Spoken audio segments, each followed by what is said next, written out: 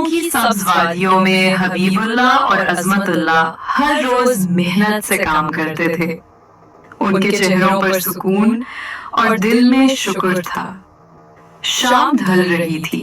दोनों भाई पानी छोड़ने खेत की तरफ गए, मगर उनके पीछे कोई चुपके चुपके देख रहा था। दरख्तों के पीछे से हल्की सी आहट सुनाई दी। हबीबुल्लाह ने रुककर देखा, मगर कोई नजर न आया। अचानक चंद चोर नमूदार हुए और दोनों भाइयों को पकड़कर रस्सी से बांध लिया।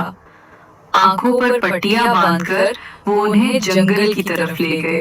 दोनों भाई दिल ही दिल में दुआ मांग रहे थे।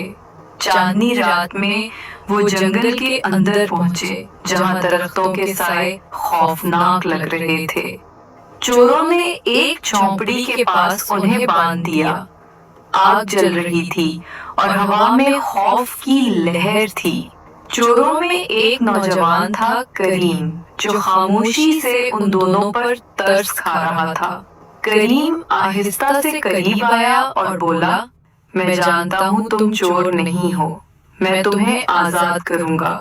रात की तारीकी में करीम ने उनके हाथ खोल दिए और सरगोशी में कहा, अब भाग जाओ, किसी को मत बताना। दोनों भाई चुपचाप जंगल से निकले। उनके चेहरों पर उम्मीद की रोशनी थी। सुबह हुई, सूरज निकला और दोनों भाई घर पहुंचे तो माँ ने गले लगाकर रोते हुए कहा, अल्लाह का शुक्र है, मेरे बेटे वापस आ गए।